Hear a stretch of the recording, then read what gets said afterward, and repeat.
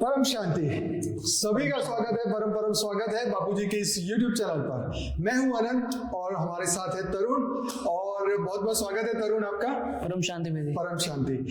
तो आज हम अध्यात्म के ऐसे क्वेश्चन चर्चा करने वाले हैं जो हर दिन हमारे साथ जुड़े हुए हैं, हमारे जीवन के साथ जुड़े हुए हैं। हर दिन हम उसके बारे में सोचते हैं लेकिन उसके रियल क्वेश्चन के आंसर नहीं मिल पाते।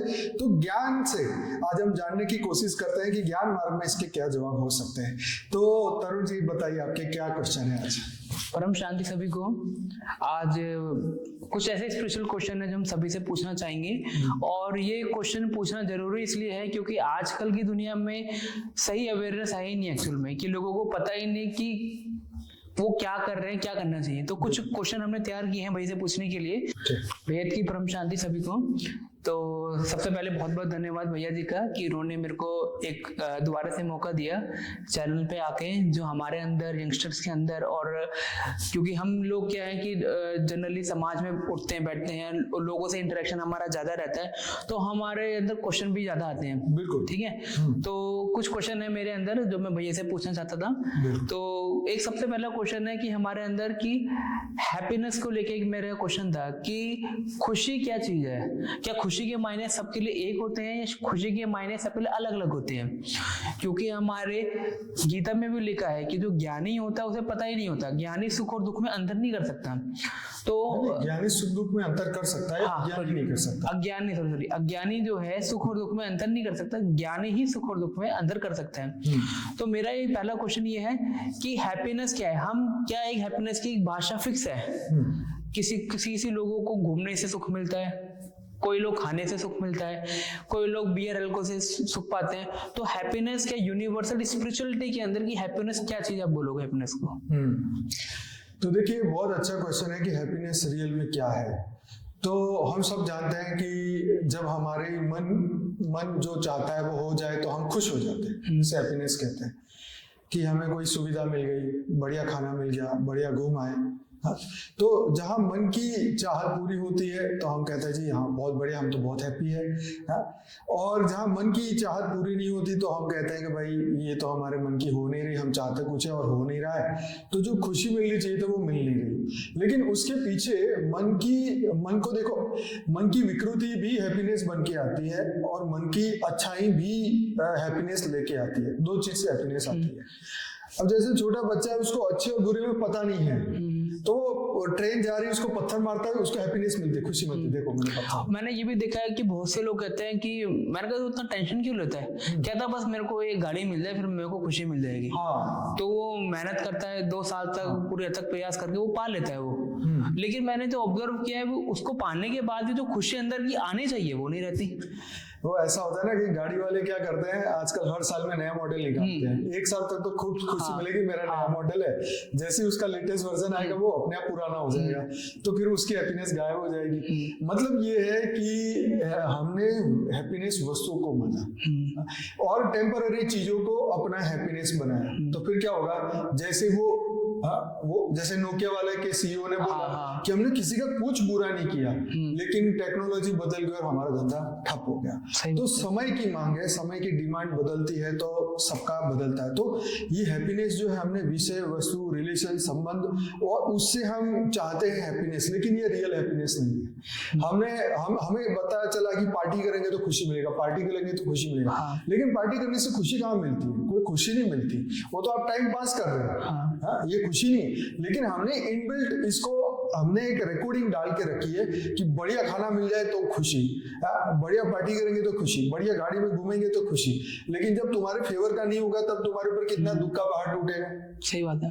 तुम कहोगे मैं हमेशा स्वस्थ रहूं, लेकिन स्वस्थ चाहता है इंसान, लेकिन रहता नहीं है। कर्म क्या है? लेकिन सबसे बड़ी बात ये भी तो है ना कि इंसान ने अगर डिसाइड कर लिया कि 2 साल बाद घर मिलेगा तब उसको हैप्पीनेस होगी, तो 2 साल तक वो दुखी रहेगा क्या? वो है ना।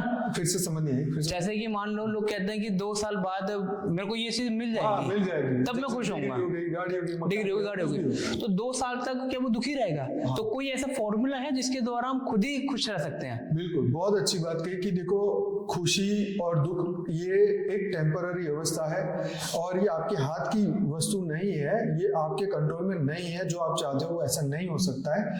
तो क्यों नहीं हो सकता? क्योंकि थियरी ऑफ कर्म बीच में आता है, इसको समझना पड़ेगा। इसको समझेंगे तो ही आपको रियल में खुशी समझ में। तो मैं आपसे एक चीज पूछना चाहता हूँ, आप एक ऐसा टेक्निक बताइए, ऐसा तरीका बताइए कि जिससे व्यक्ति बिना किसी भौतिक साधनों के अलावा खुश रह सके। खुश रहने का तरीका देखिए, एक तो अध्यात्म में आपको समझना पड़ेगा, अध्यात्म में चलना पड़ेगा, थ्योरी ऑफ कर्म को सुनना, समझना, उसमें बिलीव करना पड़ेगा। क्योंकि होता क्या है कि ज्यादातर जो लोग हैं ना, ये सिर्फ और सिर्फ थ्योरी ऑफ कर्म को अपनी फेवर के लिए यूज करना चाहते हैं। ठीक है, जब अपने फेवर में चीजें नहीं आती तो बोलते हैं ये तो कर्म की थियरी झूठी है। तो रियल में अगर आप देखो, हमारे शास्त्र में हमारा स्वरूप ही सत्य चित्त आनंद स्वरूप बताया। हैप्पीनेस मतलब सुख से या आनंद से भी ऊपर का स्तर है सत्य चित्त आनंद स्वरूप। मतलब हम खुद ही सत्य चित्त आनंद है, हमें ना कोई विषय वस्तु संबंध किसी की जरूरत नहीं। हाँ। फिर भी हम अपने आप को यही बात हम नहीं जान पाते। अच्छा, अब वो हैप्पीनेस इटर्नल जो अनंत काल की खुशी है वो कैसे रहे? हाँ, ये तो अनंत काल की खुशी तभी रहेगी जब आप अपने स्वरूप को जान लेंगे, आप अपने मूल स्वरूप को जान लेंगे कि मैं तो भाई मेरा जन्म ही, देखो हर जीव आनंद पाने के लिए धरती पे उसका जन्म हुआ है, चाहे कीड़ा मकोड़ा कुछ भी, लेकिन परमात्मा ने हमें इन बिल्ट बनाया है सत्य चित्त आनंद स्वरूप, मतलब जो प्रकाश स्वरूप। जो खुशी हम बाहर ढूंढ रहे हैं वो खुशी हमारे अंदर ही है। यस, हम बाहर दिया जला रहे हैं लेकिन भीतर का दिया जलाओ ना। हाँ। तो प्रकाश अंदर होगा। तो ये अज्ञान का अंधेरा हमारे भीतर है, ज्ञान का प्रकाश जलाएंगे तो हमें अंदरूनी रियल हैप्पीनेस की अनुभूति होगी। अच्छा, एक क्वेश्चन और आता है कि सब कहते हैं कि भगवान सब जगह बसते हैं, है ना?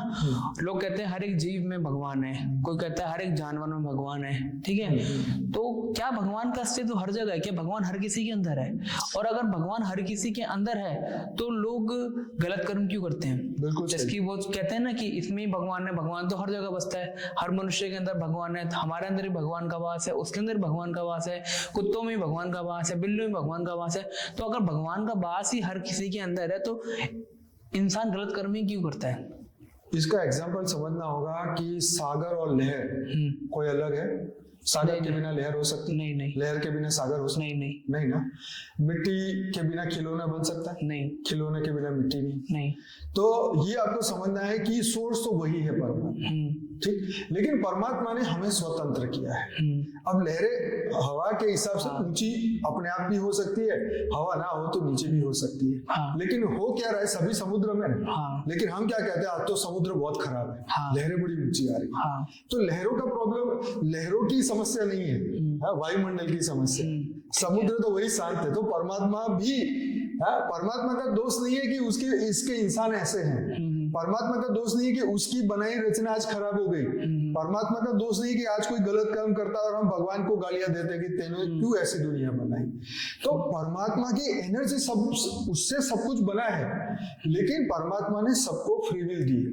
भगवान ने तो परम पुरुष बनाए थे, अनंत शक्तियों से भरपूर। अगर कोई क्या है कि हर जीव में परमात्मा का वास है, हाँ, तो ये अब क्या कहोगे कि वास है या नहीं है? देखो, हर जीव 84 लाख योनि का कोई भी जीव हो, जो जीव है वो उसके अंदर एनर्जी कहां से है? परमात्मा से ही। परमात्मा से है। इसीलिए शास्त्रों में बताया गया, सबको प्रेम करने के लिए बोला गया कि इसमें भगवान को देखो। हम सनातनी जानवरों को भी पूजते हैं, हर जगह पूजा जाता है, सांपों को पूजा जाता है, कच्छ अवतार, मत्स्य अवतार, सभी को पूजा जाता है। कारण क्या है कि भगवान ने भी वो रूप धारण किया, तो मतलब वो परमात्मा की एनर्जी से दूर नहीं, लेकिन वो भोग योनि है, समझो, वो दुख योनि है, उनको वो कर्म भोगने हैं, राइट? हम अज्ञान से उसको भोगते रहते, दुख आएगा तो भोगना ही पड़ेगा। परंतु भगवान अलग नहीं है, वो इसलिए बताया कि जो द्वैत और अद्वैत का कंसेप्ट है, कभी आगे चर्चा करेंगे, हमारे वीडियो में बहुत चर्चा की है, वो जब आप समझेंगे तो समझ आएगा, मैं और वो, उसमें कोई अंतर नहीं, लेकिन एक अज्ञान का एक ऐसा पर्दा है जो हर जीव के आगे है।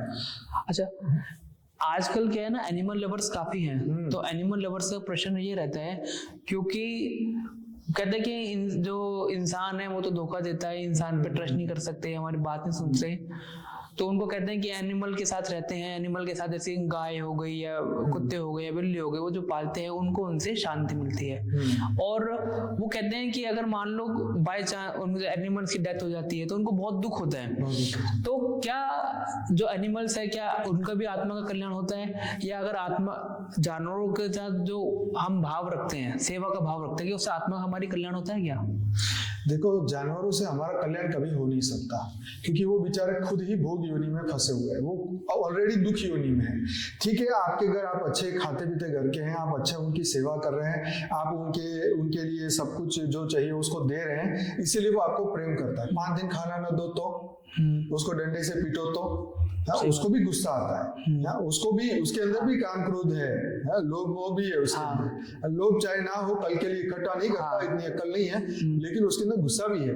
हमने कई किस्से ऐसे देखे कि जब व्यक्ति अपने कुत्ते के बारे में बोलता है या बिल्ली के बारे में तो बड़ा खुश होता है, बड़ा प्रेम करता है, बड़ा प्रेम करता है, और जब वो काट लेता है तो वो खुद ही उसको छोड़ के आ जाता है या उसका नाम लेना बंद कर देता है। तो जानवरों की सेवा करने से आत्मा का कल्याण नहीं होता।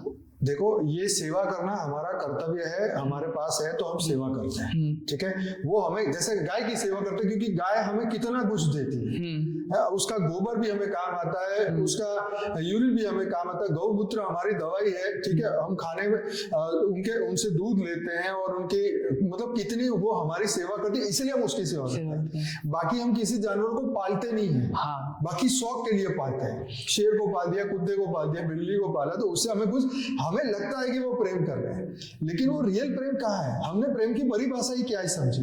हम तो यही समझते हैं ना कि जब हम जाते हैं वो पूंछ हिलाता है, हमारे ऊपर चढ़ता है, हमारे ऊपर कूद के आता है, खुश होता है, लेकिन ये रियल में क्या, ये जीव आपको कितना प्रेम कर सकते हैं? ठीक है, हमें लगता है कि हाँ देखो हमारे बिना रहता नहीं है, वो ठीक है, टेम्पररी आपको अच्छा लग रहा है, लेकिन वो उससे आपका आत्मा का कल्याण नहीं होगा और आपके प्रेम करने से उसका भी कोई कल्याण नहीं होगा। वो बेचारा भोग योनि में है, वो तो क्या बोलते हैं, पराधीन है, तुम्हारे अधीन है। हमारे शास्त्रों में तो बोले हैं कि जानवरों को घर से बाहर निकाल के रखो, घर से बाहर सेवा करो, इसलिए गौशाला जो भी चीज रखी जाती है बाहर रखी जाती थी। कुत्ते को घर भी बाहर, अगर उसकी सेवा करनी है ना जानवर से, तो बेहतर है कि मानव सेवा करो, उससे ज्यादा उसका कल्याण होगा। अच्छा, या गायों की सेवा करो, उससे ज्यादा हमारा कल्याण होगा, कर्म अच्छे बनेंगे। हालांकि हमारा कर्म बंधन है तो हमें सेवा करनी है तो करनी पड़ेगी। एक क्वेश्चन मेरा ये रहता है कि इंसान के अंदर डर रहता है हर एक चीज का, किसी न किसी चीज का उसके अंदर डर होता है, जैसे कि आगे क्या होगा, फ्यूचर में क्या होगा, किसी को पैसे से लेकर डर होगा, आज तो पैसा है क्या नहीं है। तो क्या अध्यात्म के मार्ग पे चलते हुए हम डर से मुक्ति पा सकते हैं क्या? देखो, डर एक चीज है कि डर हमें अच्छाई के लिए भी होता है डर, हाँ, और ओवर एक्सेस डर जो है वो हमें बर्बाद भी कर देता है। मतलब यही बार बार ओवर थिंकिंग करेंगे तो हम अपनी एनर्जी को वेस्ट कर देंगे। डर इसलिए जरूरी है, जैसे बच्चे को एग्जाम का डर ना हो तो वो पढ़ेगा ही क्यों? घर पे अगर पापा मम्मी डांटेंगे नहीं तो वो अच्छे कर्म करेगी ही क्यों? तो मन की विकृति जाएगी नहीं उसकी, इवन बच्चों की छोड़ो, मनुष्य की नहीं जाएगी। तो ये जो डर है वो उसके पॉजिटिव साइड भी है, लेकिन जो बार बार एक ही चीज ढूंढना है, सोचना है और उसी में डिप्रेस्ड हो जाना कि कल क्या होगा, तो देखो ये हमारी ओवर थिंकिंग है। हमारी अंदर की जो आत्मा की पावर जब खत्म हो जाती है, जब हमारा मन कंट्रोल में नहीं रहता, मन आउट ऑफ कंट्रोल हो जाता है, तब ये सिचुएशन आती है। तो डर जो है मन का आउटकम है, ये मन का कचरा है। ये जितना भी है ना, काम क्रोध लोभ मोह अहंकार वैर द्वेष वासना डर, कोई भी तरीके का डर, ये सब कुछ एक नेगेटिव एनर्जी है और ये हमारा मन पैदा करता है, क्योंकि वो इसे वायुमंडल में है। हमने मन को मित्र नहीं बनाया, हमने मन को पॉजिटिव नहीं बनाया, हमने मन को एनर्जी से भरपूर नहीं किया, हम अपने मन को सुधार नहीं पाए, अंतःकरण को शुद्ध नहीं किया। हमने अच्छी चीजों को, प्रेम, करुणा, फिर ध्यान, योग, ज्ञान, ये चीजों से हमने उसको वंचित रखा। हमने पूरे दिन उसको मन को क्या फीड किया, हमने क्या मन को खाना खिलाया? मन को ज्ञान योग सेवा धारणा सिखानी थी, तो हमने मन को इस चीजों में व्यस्त रखा, नेगेटिव एनर्जी में। तो मन क्या करेगा, जो उसके पास है वही देगा। तो कभी आपको भय पैदा करेगा, कभी लोभ पैदा करेगा, कभी कुछ पैदा करेगा। तो ये जो है ना, ये मन का एक विकृति हमारे सामने आती है डर के तौर पर। इसी से मुझे एक और प्रश्न आया, जैसे कि अगर हम भगवान से प्रेयर करें, प्रार्थना करें, तो हमें जैसे अब हमने क्या उनसे प्रेयर करनी चाहिए, क्या हमें मांगना चाहिए परमात्मा से? क्या मांगना चाहिए प्रेयर करते समय कोई, जैसे आप एक जनरल, बचपन में तो हमें सिखाया जाता था, जैसे बचपन में कि भगवान से मांगो जो आपको मांगना है, बराबर, ठीक है, आपको सद्बुद्धि दे, ये सब मांगो। तो आज हम जैसे हमारी जैसे स्पिरिचुअल अवेकनिंग हो रही है, तो अगर हम भगवान से प्रेयर करें, प्रार्थना करें, तो किस चीज के बारे में प्रेयर करना चाहिए?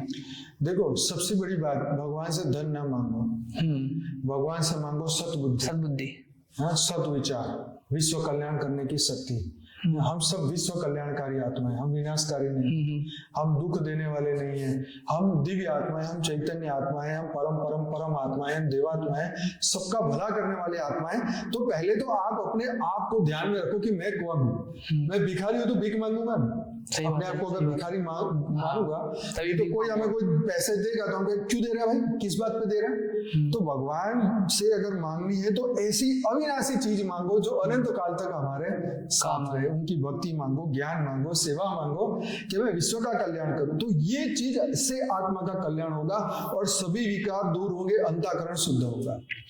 कुछ लोग होते हैं जीवन के अंदर जो बहुत ज्यादा भावना से भरे रहते हैं, बहुत ही जल्दी उनको गुस्सा आ जाता है, बहुत ही जल्दी वो खुश हो जाते हैं, बहुत ही जल्दी वो रो पड़ते हैं वो, ठीक है। तो ऐसे व्यक्ति के बारे में क्या कहना चाहोगे कि उन व्यक्ति को अपने भावनाओं पे कंट्रोल करना चाहिए या ये एक नॉर्मल प्रोसीजर है?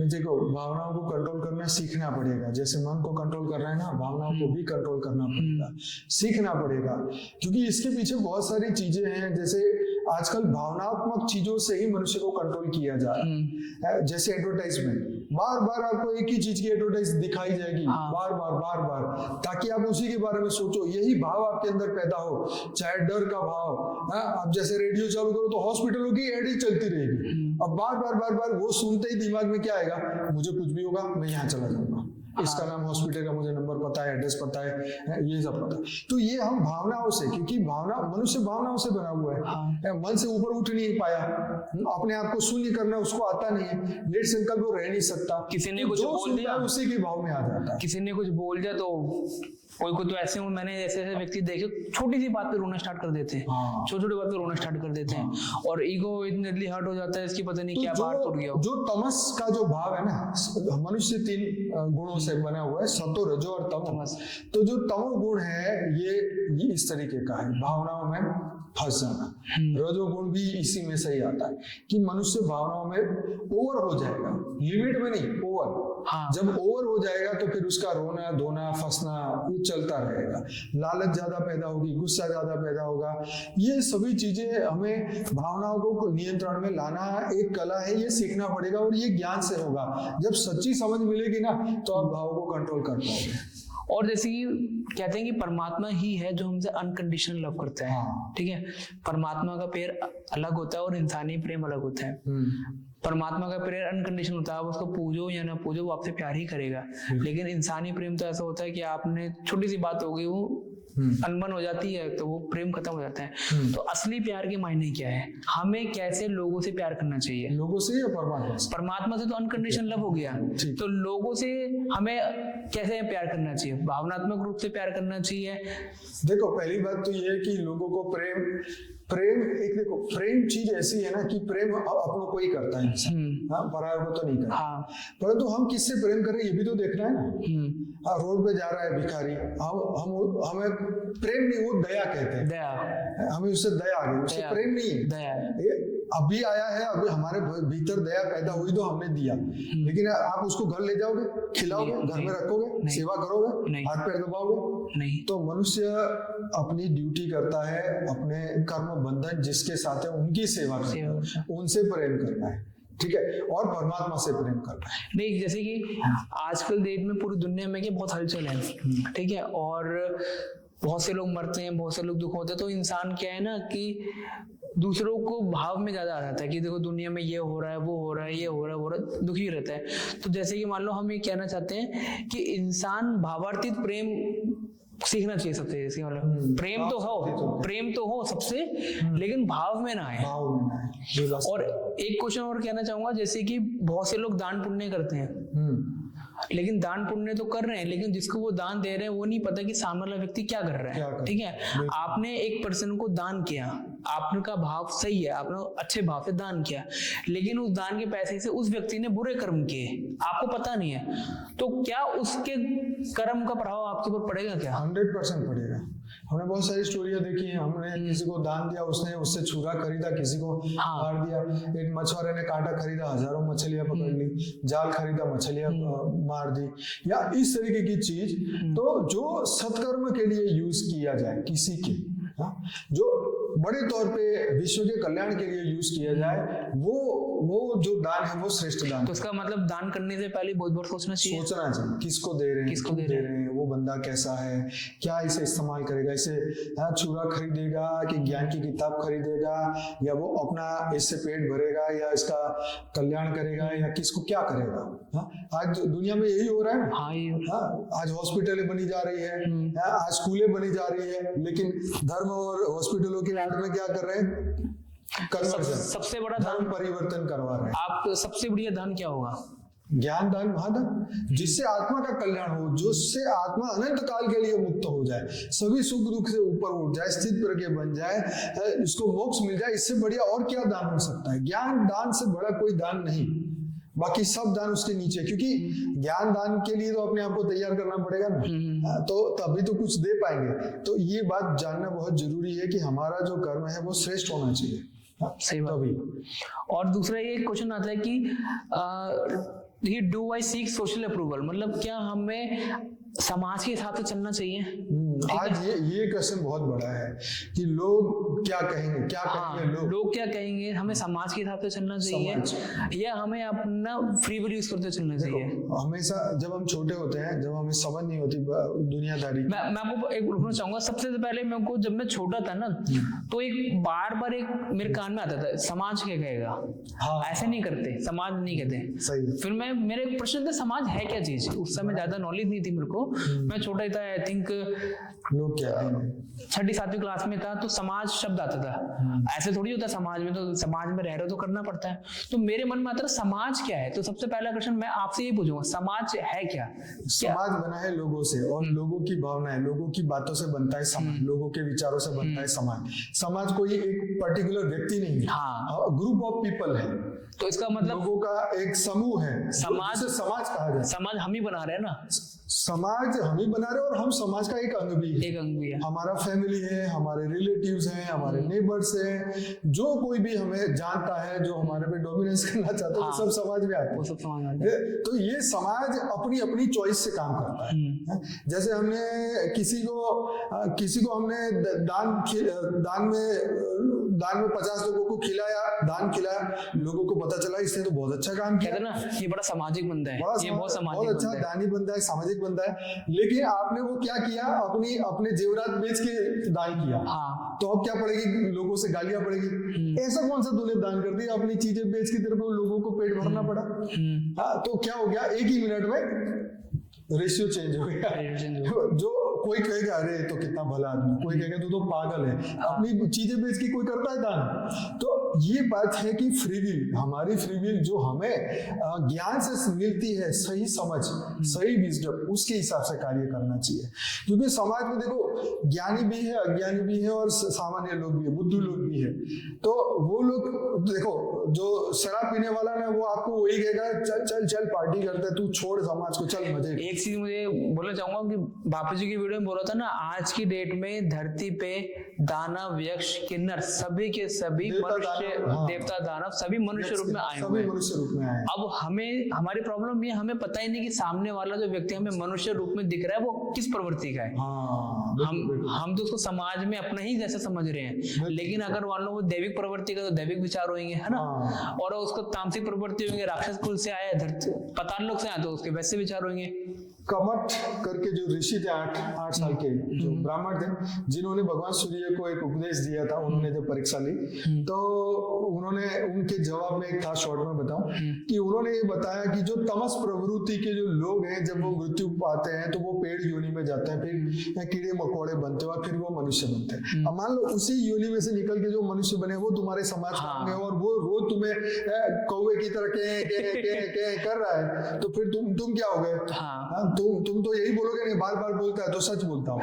लेकिन अपनी विजडम चालू हो जाएगी, हमें समझ आएगा कि ये तो तमो प्रधान है, छोड़ना पड़े, ऐसे कुत्ते भौंके रहे हमें। और ये भी तो होता है 100 लोग बोल रहे हैं, इसका मतलब कोई ना कोई तो बात में दम है, तभी तो बोल रहे हैं। हाँ, तो मेजोरिटी तमो प्रधान लोग हो गए ना तो उनकी सबकी आवाज एक हो जाएगी। लेकिन सतो प्रधान उसमें से एक होगा ना तो बोलेगा आत्मा का कल्याण कर, है तू मोक्ष की ओर जा, तू ज्ञान योग कर, तू ध्यान कर, तू सीख, अपने आप को बदल, तो वो तुम्हें ये बात सिखाएंगे, आत्मा के ज्ञान के बारे में सिखाएंगे। तो इसलिए अगर बाकी लोग कहेंगे ये सब बेकार है, फालतू की बात है, दूर रहना भाई, ये सब बेकार चीजें हैं। और अगर बोला जाए कि समाज का कल्याण करो तो समाज में तो हर टाइप के लोग हैं। तो समाज का कल्याण करना मतलब ये कि सबको अपनी, हमने जो विजन प्राप्त की है उसके सही भाव से सबका कल्याण, सबके लिए अच्छे वाइब्रेशन के साथ हमें उनके लिए एक अच्छी भावना रखनी, जो हमारे सामने आए उसको अच्छा ज्ञान देना, अच्छी बातें सिखानी और अच्छा व्यवहार करना, तो ये हमारा कार्य है। तो मतलब मैं ये बात से समझा हूँ कि हमें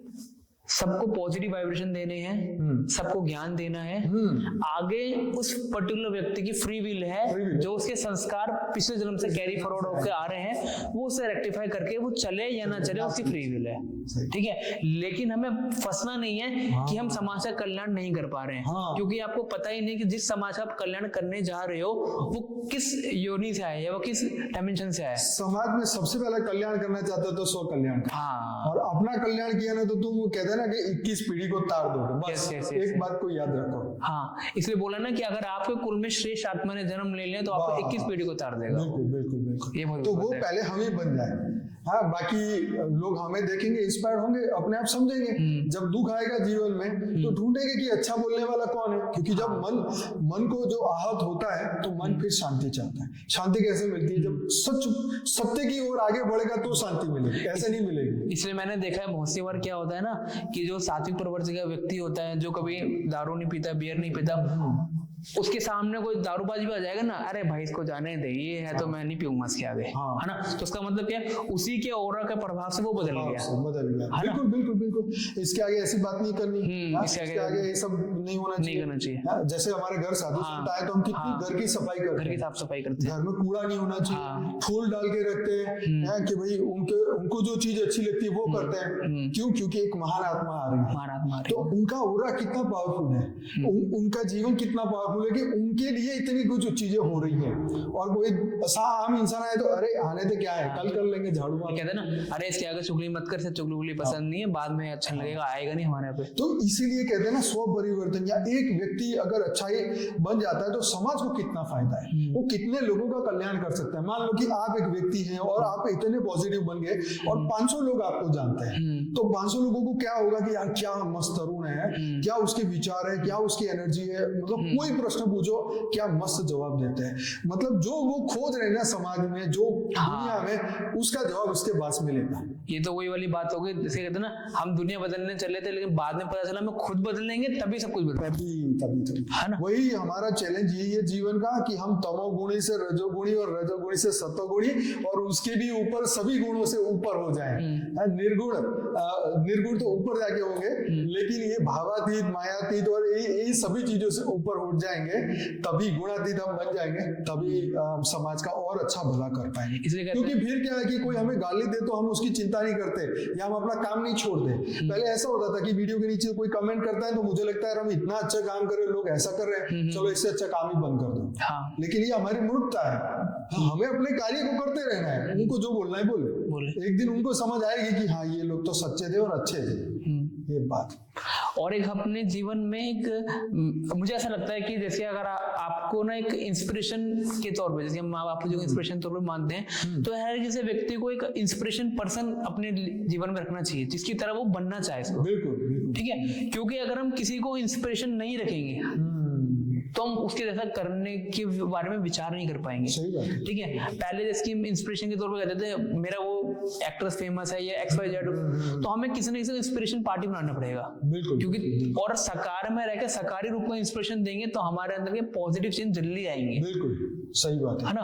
तो यही मैं करना चाहूंगा कि इंस्पिरेशन के तौर पे हमें जब माँ बाप को इंस्पायर करते हैं, माँ बाप से हमें प्रेरणा मिलती है, उन्होंने जैसा जीवन जिया है वैसे ही जीवन के पथ पर चलने का हम प्रयास करना चाहिए। बिल्कुल ठीक है, उसी के हिसाब से ही हम जीवन में परिवर्तन ला सकते हैं। सही। आप जैसे कोर्ट में जाओ, हाँ। या गवर्नमेंट के ऑफिस में जाओ, तो बड़े बड़े जो देश की जिन्होंने राज बचाई, देश को बचाए, ऐसे लोगों के फोटो लगे होते हैं। अच्छे अच्छे लीडर जो हमारे देश के जवान हैं, उनके फोटो है। इनसे हमें प्रेरणा मिलती है। लोगों की उनकी फोटो आप देखेंगे, घरों में भी हम अच्छे लोगों की फोटो लगाते हैं ताकि हमें प्रेरणा मिलती है उनको जीवन को देख। तो एक क्वेश्चन पूछना चाहूंगा, जैसे कि हमारे परिवर्तन से समाज में परिवर्तन होता है, ठीक है, तो क्या ये प्रकृति के 5 तत्व, वायुमंडल, मदर नेचर, क्या वो भी हमारे से कनेक्टेड रहती है? कि हमारे परिवर्तन से, हमारे पॉजिटिव थॉट से, हमारे वाइब्रेशन से क्या ये जो प्रकृति है ये शांत हो सकती है क्या?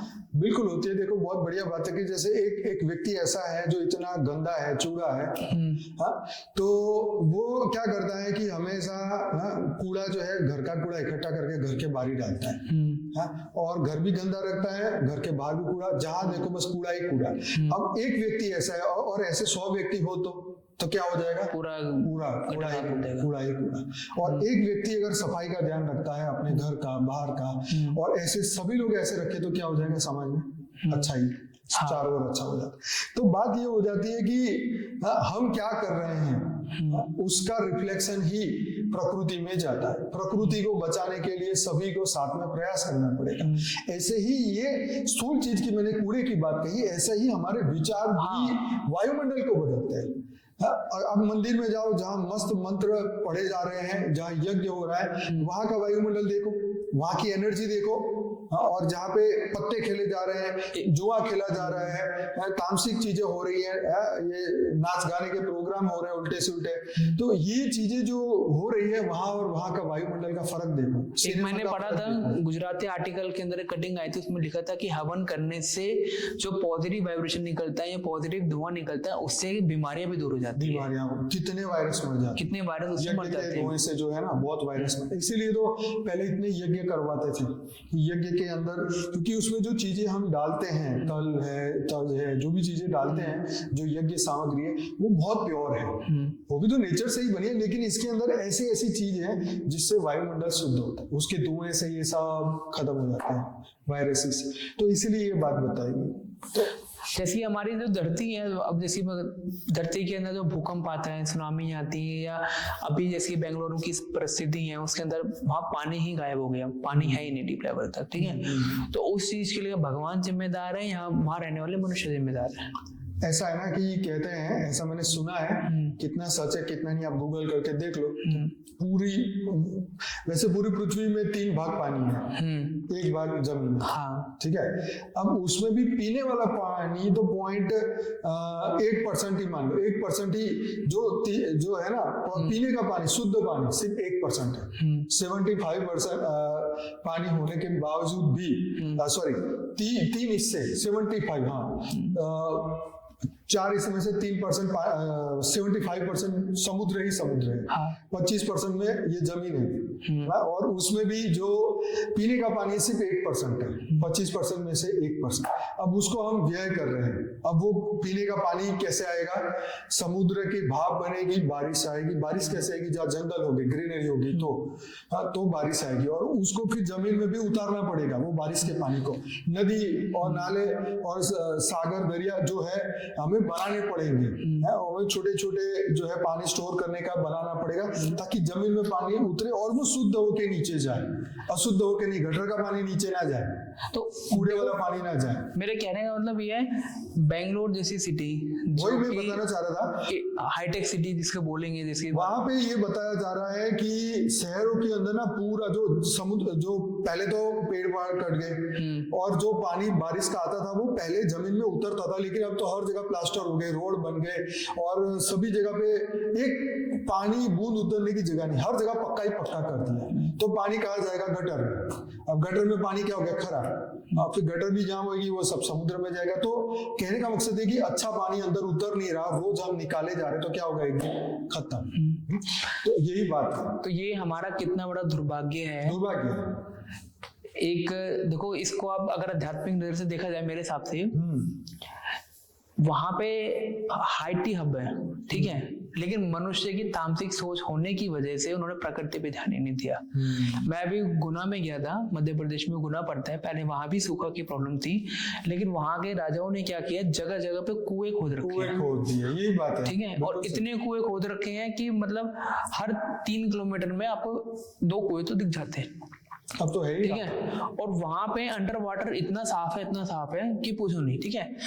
पानी की समस्या, अगर हम कहते हैं हम बहुत टेक्निकली एडवांस हो रहे हैं, टेक्निकली एडवांस होने के बावजूद अगर हम पानी की समस्या से जूझ रहे हैं, तो इसका मतलब है कि इंसान कितना बेवकूफ है। देखो ये बातें जो कही आपने बिल्कुल सच है, लेकिन जो प्रकृति बनी है 5 तत्वों से, और 5 तत्व तुम्हारे कंट्रोल में नहीं है। एक बात समझो, कोई भी चीजों से आप तत्वों को कंट्रोल नहीं कर सकते।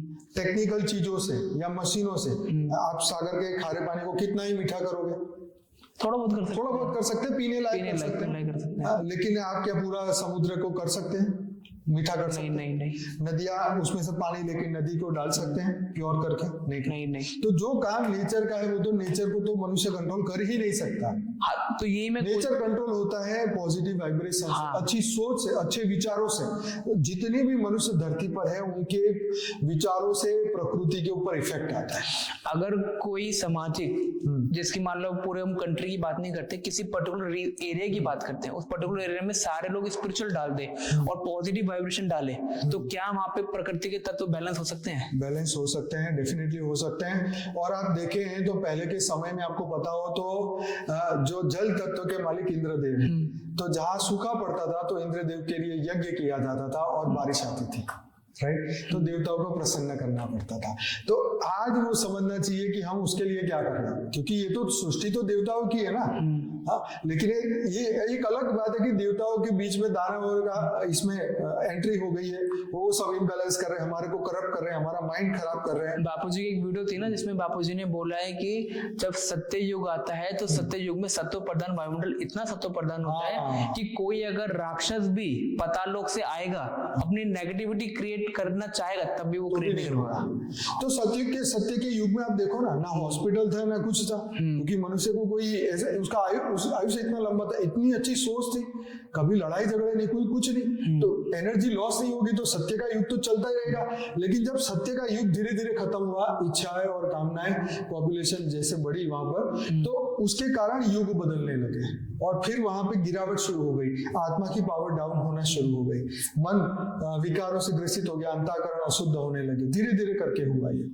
तो कहते हैं ना कि जैसे जब राम सेतु का ब्रिज बन रहा था, तो सब अपना अपना कंट्रीब्यूशन दे रहे थे, ठीक है। तो एक छोटी सी गिलहरी आई थी और उस गिलहरी जब डालने लगी पत्थर, तो किसी ने उससे पूछा कि तुम्हारे से क्या फर्क पड़ेगा, है ना।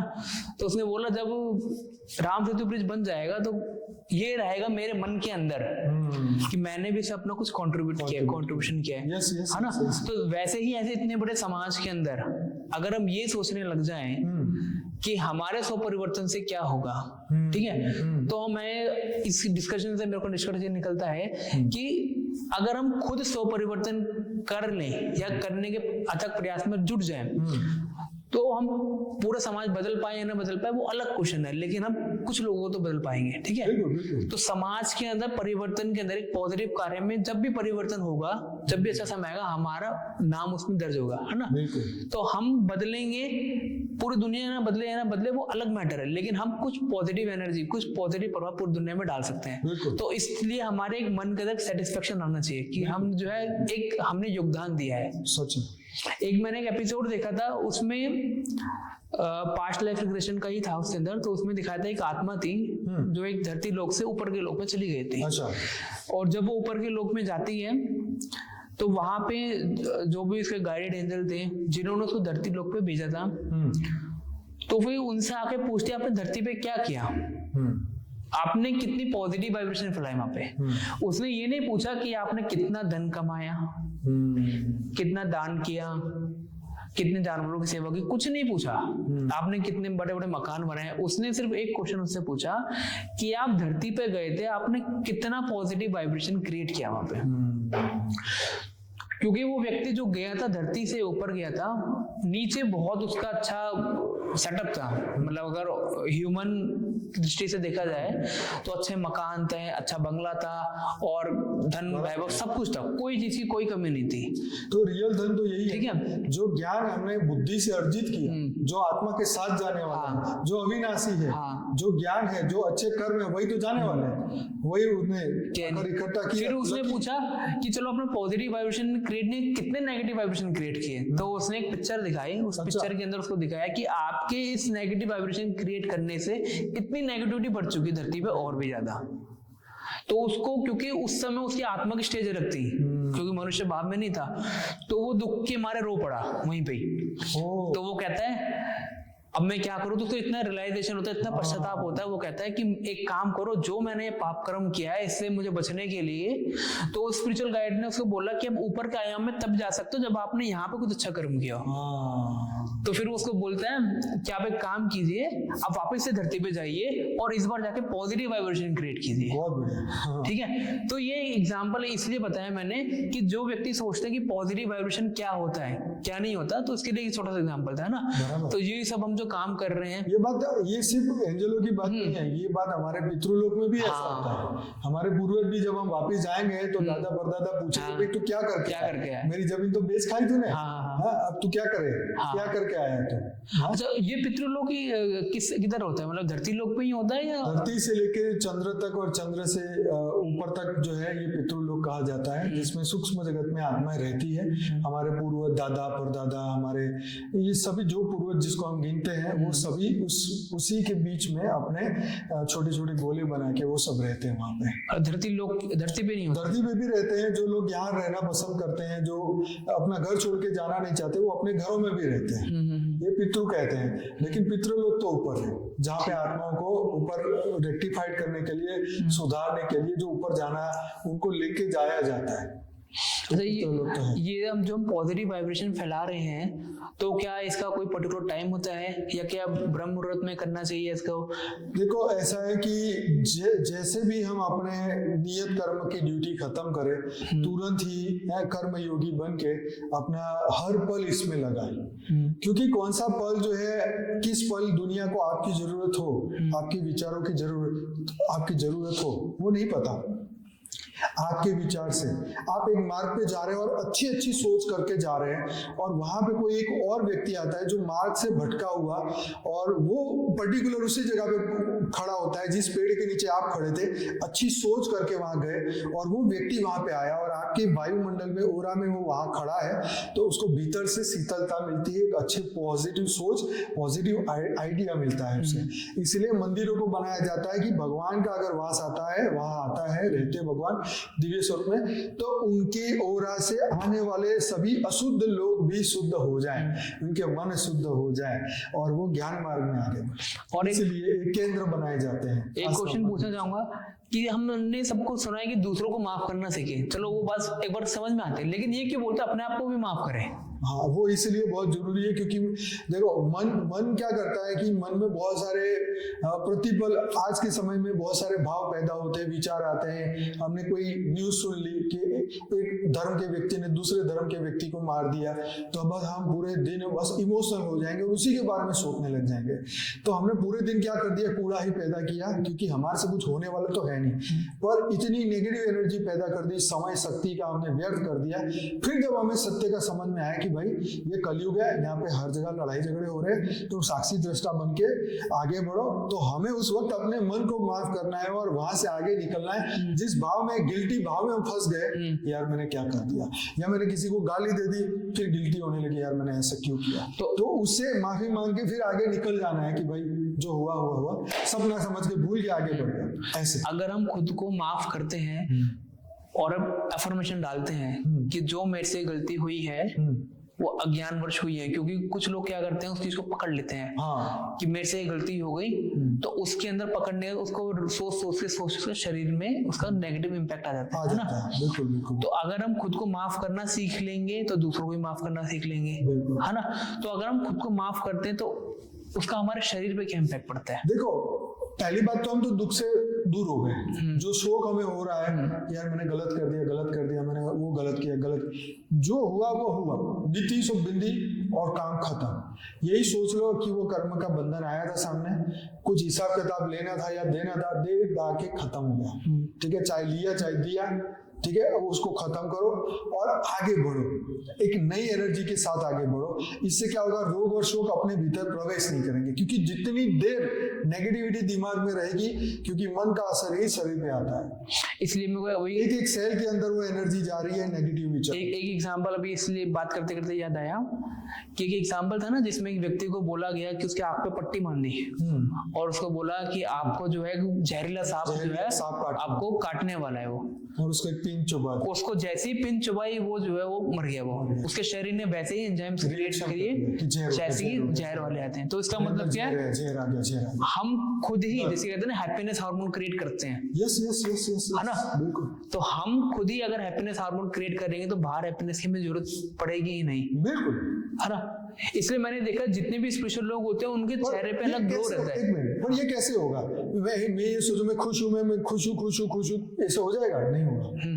जब तक आप सत्य की अनुभूति नहीं करते, सत्य को समझते नहीं है, तब तक वो आनंद की अनुभूति होती नहीं, और आनंद की अनुभूति होगी नहीं तो वो जो हमारे सूक्ष्म सेंसेस है वो आनंद से रिलेटेड जो एंड्रोलिन या क्या बोलते हैं उसे, डोपामिन, हाँ डोपामिन, वो रिलीज नहीं करेंगे। हाँ, तो सूक्ष्म से स्थूल चलता है, पर वो आनंद की रियल में वो, क्योंकि आत्मा सत्यचित आनंद है, तो जब आनंद रियल में हम अनुभूति करते हैं तो देखो कहते हैं ना, आंखों में से खुशी के भी आंसू आते हैं और दुख के भी आते हैं। खुशी के होते हैं तो आत्मा उसे अनुभूति करती है, सेंसेस उसे अनुभूति करती है।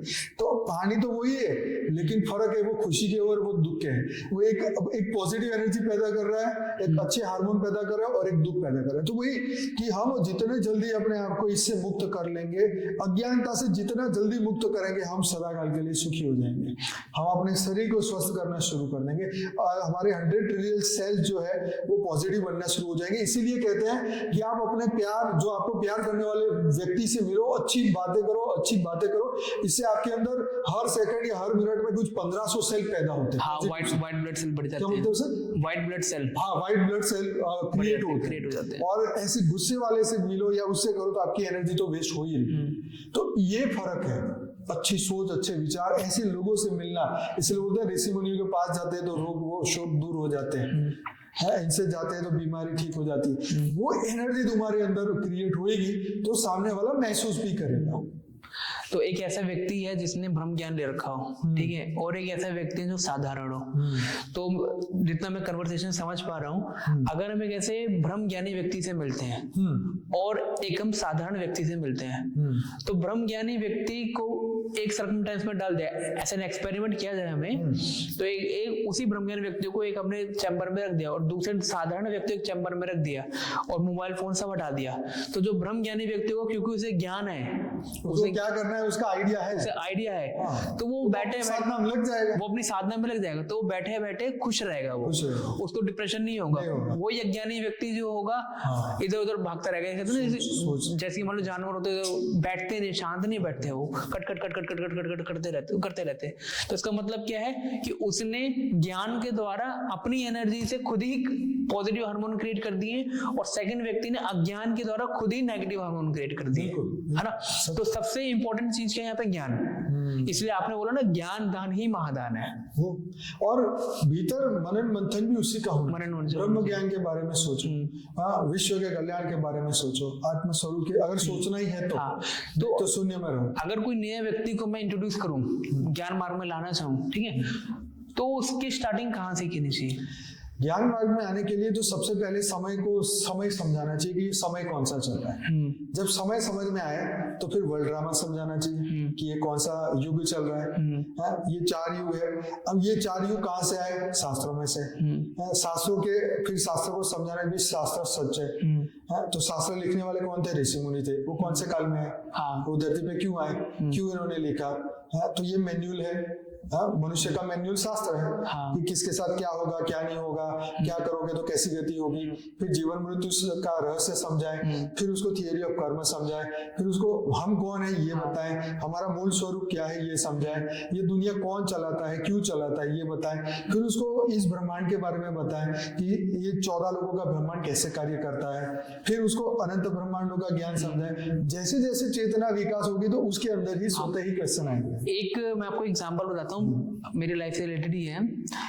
हमारी मौसी थी, हमारे रिलेटिव हैं। तो ज्ञान मार्ग में आने से पहले और ज्ञान मार्ग में आने के बाद उनकी फिजिकल कंडीशन में कोई चेंज नहीं आया। जो उनका दैनिक जीवन चल रहा था वही चल रहा था पहले भी और अब भी चल रहा है। लेकिन जैसे उनके जीवन में ज्ञान की प्रविष्टता होती है, वो जैसे वो ज्ञान को समझते हैं तो अब उनका मेरे पास आता है, जो हो रहा है वो होने दो, सब अपने अपने कर्म के अकॉर्डिंग कर रहे हैं, मैंने टेंशन लेना बंद कर दिया है, इसकी वजह से मेरा स्ट्रेस खत्म हो गया और मैं तो खुश रहती हूँ बस। कितनी अच्छी बात है कि अगर मनुष्य इतना समझ जाए कि भाई जिसका जो होना है उसके कर्म के हिसाब से होगा, मेरे को नहीं सुनने ये सब। मैं अपना आनंद क्यों खो? बल्कि एक जोक से बीच में आ रहा था, घरवाला उसकी घरवाली को किसी थर्ड व्यक्ति ने पूछा कि आपके घरवाले के और चक्कर हो और आपको पता चले तो क्या होगा? तो उससे क्या बोला? मैंने अपने घरवाले को बोला है जो तेरे को करना है कर, लेकिन मेरे को अगर पता चला ना तो फिर काम गलत होगा। मेरे को नहीं पता चलना चाहिए, मैं क्यों टेंशन लूं तेरा? तू कर, तेरा जाने तू करे, मेरा कर्म मैं करूंगी, मैं अपने भगवान के रास्ते चलूंगी। तो हमें इतना टेंशन क्यों पाले हम जीवन में? तो हमें तो टाइटल बना देना चाहिए, सुख रहने की चाबी है ज्ञान। बिल्कुल है ना? बिल्कुल सत्य है। ज्ञान ही सुख की चाबी है। ज्ञान मुक्त करता है, फ्रीडम देता है। हाँ, तुम्हें जीवन और ये जो सुख और दुख के चक्र से मुक्त कर देता है। तुम ज्ञान से स्थित प्रज्ञ बनते हो, ज्ञान से वो मुनि बनते हो जिससे वो विश्व कल्याण हो सके। फिर तुम दिव्य आत्मा बन जाते हो। जो जीवों में हम फंसे हुए हैं, ये काम, क्रोध, लोभ, मोह, वैर, द्वेष, अहंकार, माया, ये सब कुछ टेम्पररी है, यही समझना चाहिए। बहुत से लोग तो मेरे से कहते हैं, अरे दिव्य आत्मा बात की बात है, पता ज्ञान में आने से होगा क्या? फिर हम कहते हैं भाई देखो, जैसे एग्जांपल मैंने रिलेटिव को बताया ना, एक एग्जांपल आपको बताऊंगा, आप हैरान हो जाओगे। मैं भी आपको फर्स्ट टाइम ही शेयर कर रहा हूँ। एक हमारे रिलेटिव है, बताऊंगा नहीं क्या रिलेशन में है। इतनी तामसिक प्रवृत्ति थी पहले, ज्ञान मार्ग में आने से पहले। माइंड एकदम कहते हैं ना, एंग्री स्वभाव, एकदम इतना गुस्सैल स्वभाव कि वो सब बात करना पसंद ना करे, और इतना मायावी सोच नहीं सकते। ज्ञान मार्ग में आने के बाद इतना परिवर्तन आया। उनका जो रूम है ना, तो जब मैं उनके घर गया और अपने रिलेटिव के घर गया, पूरी बिल्डिंग में सेम वाइब्रेशन थे, मुझे पता नहीं था वो उनका रूम है। जैसे ही मैं उनके रूम में जाके बैठा, मैंने अचानक से बोला, ये किसका रूम है? इस रूम में तो बहुत ही अलग वाइब्रेशन है। तो फिर वो कहते हैं ये मेरा रूम है। कहते भाई जब से मैं ज्ञान मार्ग में जुड़ा हूँ, ज्ञान मार्ग में जुड़ने से मुझे नहीं पता क्या हो रहा है क्या नहीं हो रहा, मुझे किसी से कोई मतलब नहीं है। कौन मेरे को क्या बोलता है क्या नहीं बोलता, उसका मेरे जीवन में कोई प्रभाव नहीं पड़ रहा। ठीक है, मेरे को इतना पता है, शांति से परम शांति मैं करता रहता हूँ। फाइनेंशियल लॉस हो रहा है, क्या लॉस हो रहा है, किसने क्या बोला, मुझे कोई फर्क नहीं पड़ता। मैं बस अपनी परम शांति में रहता हूँ, परम शांति बोलते रहता हूँ, और मेरा जीवन ठीक है एकदम, मेरे को कुछ नहीं चाहिए। और उनके अंदर जो जितनी भी तामसिक चलते धीरे सब खत्म हो गए। तो अगर हम बोले किसी को, थर्ड व्यक्ति को, कि तुम दिव्य आत्मा बनोगे, दूर की बात है, क्यों किसने देखा, कहते ना कौन देखेगा ऐसे, लेकिन प्रैक्टिकली उसके जीवन में अभी से परिवर्तन दिख गया, तो वो व्यक्ति डिप्रेशन की गोली लेने की कगार पे था। मतलब उसको वो सोचा था, इसमें तो हर चौथा इंसान जो है यही कर रहा है। मेंटली इतना परेशान थे कि मतलब डिप्रेशन की गोली के लिए डॉक्टर ने सजेस्ट कर रखा था कि आपको ये लेनी ही पड़ेगी, और हर दूसरे से तीसरे दिन MRI करानी पड़ती है दिमाग की। इतना दिमाग में पेन रहता था, सोच के टेंशन होगा पेन। लेकिन ज्ञान मार्ग में आने का सब खत्म हो गया। ये देखो वही मानसिक ये सब बंधनों है, मन ने पकड़ रखा है दुनिया को। जिस दिन मन छोड़ देगा ना, भाड़ में गए सब, उस दिन मुक्ति का अनुभव होगा। इसलिए सबसे ज्यादा प्रॉब्लम मानसिक प्रॉब्लम है आज के डेट में। बीमारियां 99% हो गई है बीमारियां। 99% सब मानसिक बीमारी से ही पीड़ित है। बिल्कुल बिल्कुल बिल्कुल। मैंने ऐसे ऐसे लोग देखे हैं अपने वर्क फील्ड के अंदर, आप बहुत पैसा है, मतलब पैसे की कोई कमी नहीं, मतलब 100-200 करोड़ की आसामी होगी, लेकिन उनका अगर 10 रुपए का लॉस हो जाता है ना तो आधे घंटे तक लड़ते हैं सामने वाले से। वही तो बात है ना कि कितना अटैचमेंट है उससे। हाँ? कितना अटैचमेंट है कि वो 10 रुपए ना छोड़ सके। तो वो वही मैं कहना चाहता हूँ कि जो 10 रुपए के लॉस को नहीं कर सकते, हाँ। वो कैसे ये सब मुक्त होंगे, तो जीवन मुक्त कैसे होंगे? जब मैंने फिजिकल ऑब्जर्व करता हूँ, किसी की शॉप पे जाता हूँ, मैं देखता हूँ यार 100-200 करोड़ की मैं मालिक हो, इतना तुम्हारे पास पैसा है, डेली की मतलब टर्नओवर ही 10-20 लाख की तुम्हारी टर्नओवर है, महीने की, साल की 10-20 करोड़ की टर्नओवर है। अगर बाय चांस किसी लेबर की वजह से 50-100 रुपए का लॉस हो भी गया तुमने, तो उसमें तो स्ट्रेस लेने की क्या जरूरत है? सच बात है। 50 रुपए तो है, 50 रुपए तो कोई वर्थ ही नहीं है, लेकिन वो उस 50 रुपए के लिए 1-1 घंटे लड़ते हैं लेबर लोगों से। तो फिर मैं सोचता हूँ इतना पैसा कमाने का क्या फायदा? सच बात। अगर उनके जीवन में, हम कहते हैं ना कि पैसे से ही हमें सुख मिलता है, अगर अपने जीवन में इतना पैसा होने के बाद 50 रुपए के लिए वो इतने घंटे लड़ रहा है एक लेबर से, अपना बीपी बढ़ा रहा है, स्ट्रेस बढ़ा रहा है, अपने अंदर बीमारी की देखो, जब मनुष्य अपना ही वैल्यू नहीं समझता ना, तब ये गिर जाता। हाँ। तो इसीलिए मनुष्य गिरा हुआ है। हाँ। अपनी वैल्यू नहीं समझता। कुछ पैसों के लिए किसे आधा घंटा वेस्ट करो। तुम्हारा मूल्य क्या है समय का? कभी सोचा समय का कितना बड़ा मूल्य है? यही समय अगर आधे घंटे में अच्छी सोच की होगी तो कितने जन्मों का पाप धो देते। तो मुझे ऐसा लगता है कि आज की डेट में लोगों को अगर ये समझ में आ जाए कि उसकी सोच का प्रभाव उसके शरीर पे, वायुमंडल में और उसके समाज में पड़ रहा है, और उस अपनी सोच को सुधारना वो सीख ले, तो खुद के साथ साथ वो सभी लोगों का कल्याण कर सकता है। और यही एक चाबी है जिसके द्वारा सब मानसिक बीमारी से आज ज्यादा दुनिया पीड़ित है, और 99% जो हमारे शरीर के अंदर रोग है वो मानसिक बीमारी के थ्रू ही आते हैं। बिल्कुल, है ना? तो हम बहुत लकीएस्ट है कि हम इस टॉपिक पे भी डिस्कस कर पा रहे हैं। बिल्कुल, ये बहुत इंपॉर्टेंट टॉपिक है। इस पे हर एक में मतलब यही अपने समय का महत्व के ऊपर हर एक को सोचना चाहिए। क्या मैं मतलब 1 घंटे में कोई 1000 रुपए कमा सकता है और 10 रुपए के लिए लड़ रहा है, तो मूर्ख ही कहेंगे ना? मुर्गी कहेंगे ना उसको। 100 करोड़ रुपए के तुम मालिक हो और 100 रुपए के लिए लड़ रहे हो तो तुम मूर्ख ही कहेंगे ना? और क्या कहूँ?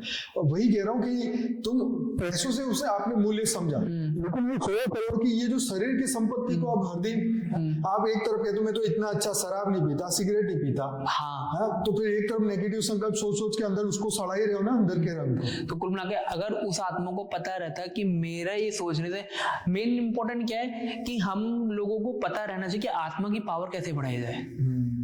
अगर उसे ये पता चले कि मैं अपनी आत्मा की पावर इसमें लॉस्ट कर रहा हूं, मैं सही बात है, और आत्मा की पावर को मुझे इंक्रीज करना है, तो मेरे हिसाब से वो कल्याणकारी है। इसलिए कहते हैं ना आत्मा भाव में रहने चाहिए हमेशा। मैं सभी को ये रिक्वेस्ट करूंगा, हमारा एपिसोड नंबर 1130 था वास्तविक भोजन के ऊपर, 1130 या 1129 टाइटल है वास्तविक भोजन, वो वीडियो जरूर देखिए, उसके अंदर ये बात बताई गई है। हाँ, सही बात है। तो ठीक है, यही मेरे छोटे से क्वेश्चन थे जो मैंने आपसे डिस्कस किया। और कोई एक ऐसी चीज जो आप सभी लोगों को बताना चाहोगे? ये बातों से जब हम कर रहे थे, मेरे दिमाग में एक बात जबरदस्त आई कि हम अपने समय का क्या मूल्य समझते हैं, हम अपने आप का क्या मूल्य समझते हैं। यस, हमने जीवन में मान लो कुछ पैसे कमा लिए, करोड़ रुपया कमा लिया 40 साल 50 साल में, तो हम समझने लगे कि मैं तो करोड़पति हूँ, ठीक है। लेकिन तुम्हें अनंत सूर्यों की शक्ति से भरपूर करके भगवान ने बना के भेजा, तो ये बात समझ में क्यों नहीं आती? क्यों हम अपने आप को जानवर या मनुष्य या गरीब या अमीर या हम भिखारी या गुस्सेले या ऐसा या वैसा या कैसे हम जज करते हैं अपने आप को? जब तक अपने वास्तविक स्वरूप को ही ना जाने तो हम अपने आप को ऐसे ही करें। हाँ। तो बहुत गुस्से वाला हूँ, मैं तो अपसेट रहता हूँ, मैं तो बहुत दुखी हूँ, समाज ने मेरे साथ बुरा किया, मेरे घर वालों ने मेरे साथ बुरा किया, कोई मुझे पूछता नहीं, कंप्लेन के ढेर है। क्यों? ये कंप्लेन का कोई सॉल्यूशन है क्या? भगवान इसका कोई जवाब देंगे? भगवान कुछ नहीं कहेगा। हर एक बात में ना भगवान को ला देते हैं। कि लेकिन सबसे इम्पोर्टेंट बात ये है ना कि हम अपने आप की अपने ऊपर काम नहीं करते। सबसे बड़ी बात है कि अपना मूल्य समझो, अपने ऊपर काम करो और अपनी आत्मा की जागृति के लिए आत्म जागृति का अभ्यास करो और अपने आप को मुक्त करो। क्योंकि अगर मन सुधर गया ना तो मित्र बन गया तो मन मोक्ष का कारण, और अगर मन बंधन में फंस गया तो मन बंधन का कारण। ये बात तो शास्त्र की समझनी पड़ेगी, है ना। और जीवन में जितना भी कुछ आया गया, दुख हुआ, लॉस हुआ, सब कुछ सपना समझ के भूल जाओ, तभी तुम सच्ची में सच्चित आनंद स्वरूप की ओर आगे बढ़ोगे। जब बढ़ोगे, जब आनंद स्वरूप मिलेगा, तब तो आपको बहुत ही मजा आएगा। लेकिन इस मार्ग पे चलने के लिए आपको धैर्य रखना पड़ेगा, अपने आप को हर दिन पॉजिटिविटी की ओर ले जाओ। जीवन सुपर्ब है, आपको एक जबरदस्त एक चांस मिला है परमात्मा की ओर से, ये चांस को कभी ना गवाएं, क्योंकि यही आपको जो है वो ऊपर, भगवान ने अर्जुन को यही बोला था कि इस मार्ग पे चलते चलते अगर तूने सही कर्म किए तो तू ये युद्ध, अगर तूने सही कर्म किया तो अगर युद्ध जीत गया तो धरती लोक का मालिक तू होगा, और अगर तेरी मृत्यु भी हुई तो स्वर्ग का सुख मिलेगा। तो हम ये ज्ञान मार्ग में परमात्मा हमें बोलते हैं कि तुम जीवन मुक्त बन जाओगे, तुम सदा काल के लिए अनंत सुख में पहुंच जाओगे। और यहाँ के सुख की चिंता मत करो कि धरती में तुम, क्योंकि ये कलयुग में तुम हीरो बन के करेगे ही क्या, सब कुछ तो जाने वाला है, मृत्यु लोक में फंसे हैं, टेम्पररी है सब कुछ। रोल्स रॉयस लोगे तो भी 10 साल बाद उसकी कोड़े की कीमत नहीं रहेगी। 10 साल बाद गवर्नमेंट बोलेगी चलाना नहीं, फिर क्या होगा। अभी आप जैसे दुबई की आते हैं ना, कितने सारे वेयर हाउस, इतने बड़े बड़े, इतनी महंगी गाड़ी एकदम बंगाल में पड़ी रहती है, बंगाल को देखने की वैल्यू नहीं है। तो उसको कमाने के लिए कितनी लोन हफ्ता भरना पड़ता है, पूरा कितना समय। अभी एक व्यक्ति को मैं मिला तो उससे बोला कि मैं पॉल्यूशन के कारण शहर छोड़ दिया, कहता थोड़े से पैसों के लिए मैं पैसे कमाने के लिए यहाँ बैठा हूँ ना, पॉल्यूशन तो मेरे को नहीं कमाना, मैं कम कमाऊंगा पर अच्छी जगह रहूंगा। तो उसने शहर बदल दिया, बोलो। और एक दिल्ली छोड़ के जयपुर चला गया। एक चीज पूछना चाहूंगा कि जो सत्संग का क्या प्रभाव पड़ता है? संग मतलब कैसे लोगों के साथ रहते हो? संग का रंग लगता है, संग का रंग लगता है। जो डायलॉग है, बात है कि कहते हैं ना, हम बचपन से सुनते हैं, अरे इस लोगों के साथ मत बैठिए, बेकार है इधर, वो सच बात है, बुरा कर देगा। संग का रंग लगता है। तो संग का रंग का प्रभाव हमारे ऊपर कितना पड़ता है? बहुत बहुत बहुत।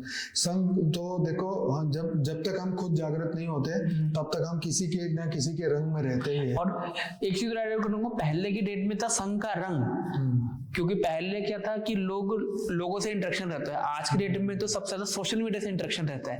तो सबसे इंपॉर्टेंट तो मेरे हिसाब से आज की डेट में सोशल मीडिया में फिल्टर आउट करना चाहिए हमें। बहुत सही बात है कि हम क्या चीज देख रहे हैं। मतलब यही है कि अपने समय को बचाओ। मैं ये कहना चाहता हूँ कि देखो, व्हाट्सएप खोलते हैं ना तो ढेर मैसेज आते हैं, हर दिन ये सोशल सेवा वाले आते रहते हैं, ये लड़का खो गया, ये लड़की खो गई, ये कुत्ता खो गया, ये गधा खो गया, उसको ढूंढ के ले आओ, तुम्हें इनाम मिलेगा, ये तुम्हें समाज, ये सब समाज सेवा ही नहीं है।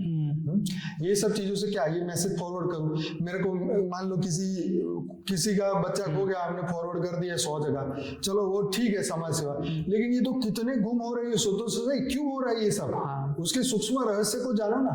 फॉरवर्ड करने को तो रेडी है कि हाँ चलो ग्रुप में डाल दो, कम्युनिटी में डाल दो, लेकिन सोचो तो सही क्या है ऐसा कर्म बंधन, क्यों ऐसा हुआ। सूक्ष्म में बुद्धि लगा। मैं ये नहीं कहता नहीं करना चाहिए, करो, जब तक तुम हायर चेतना में नहीं जाओगे तब तक तो तुम्हें कुछ तो करना पड़ेगा। तो भले वो भी समाज सेवा ही करो, लेकिन चेतना की अवस्था को तो बदलो, चित्त को तो बदलो। क्या यही करते रहोगे पूरी जीवन भर, इसका ये खो गया, इसका ये हो गया, इसका वो हो गया, गाड़ी खो गई, फलान रही, क्या होगा इससे। मतलब अपने टाइम की वैल्यू को समझते हुए अच्छी चीजों को देखें, है ना, ज्ञान के मार्ग में आइए। और जो आप हमारा चैनल जो आपने बताया ना, स्पिरिचुअल पॉडकास्ट विद अनंत, बिल्कुल, और एक परम शांति मोटिवेशन मेडिटेशन, तो ये मैं कुछ लोग क्या होते हैं ना, जब नए आते हैं तो उनको सहारा चाहिए होता है, सहारा चाहिए, बिल्कुल, वो डायरेक्ट नहीं चल सकते ज्ञान मार्ग में, उनको सहारा चाहिए होता है। नहीं, इसीलिए हमने हमारी ये मेन चैनल है बापूजी दशरथ भाई पटेल, जिसमें आप वीडियो देख रहे हैं, और इसमें 7,40,000 अभी सब्सक्राइबर हुए हैं। डेली में रात को 10 से 11 लाइव मेडिटेशन कराता हूँ, उसमें भी 1130 एपिसोड हो चुके हैं। और मॉर्निंग में मेडिटेशन आप में जुड़ना चाहते हैं तो सुबह 5:30 से 6:30 बजे साक्षी पटेल के साथ जुड़ सकते हैं।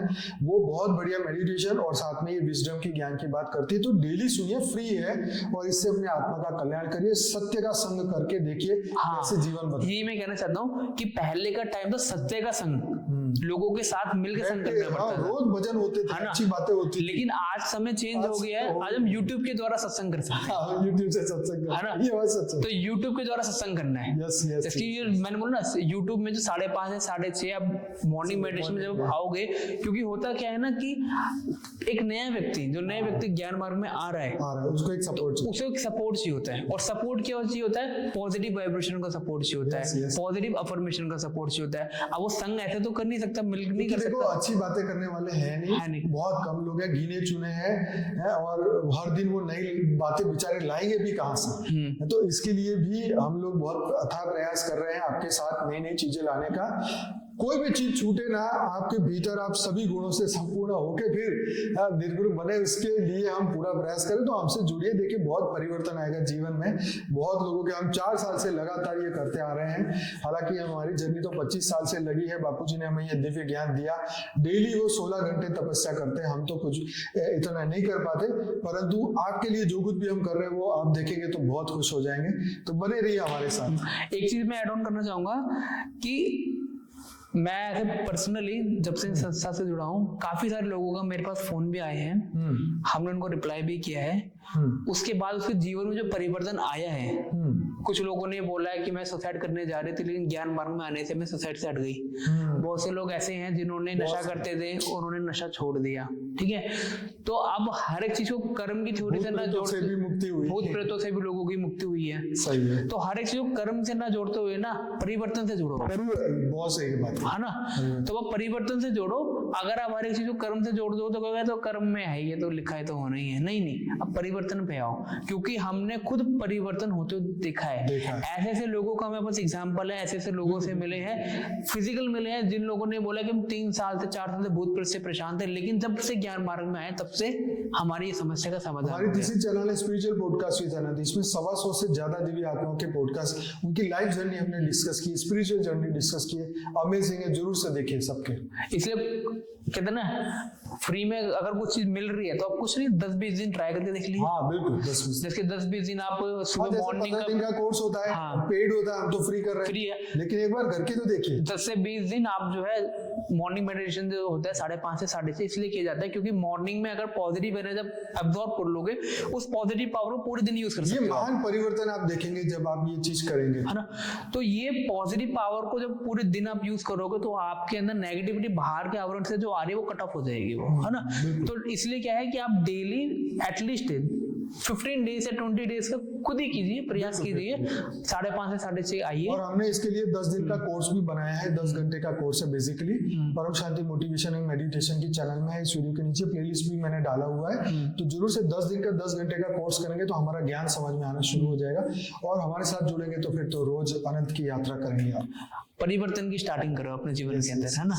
तो बहुत बहुत धन्यवाद, काफी लंबा समय जा रहा है, तो आप सभी दिव्य आत्मा का बहुत बहुत धन्यवाद। तरुण, आपका भी बहुत धन्यवाद, बहुत बढ़िया क्वेश्चन और बहुत अच्छा रियलाइजेशन दुनिया तक पहुंचाने के लिए आप सबका धन्यवाद। जरूर से हमारे साथ जुड़िए, और जो सब्सक्राइब बटन है, पहली बार आए तो जरूर से सब्सक्राइब करिए और शेयर करिए। परम शांति, परम शांति, परम शांति। परम शांति सोचो, बोलो परम शांति।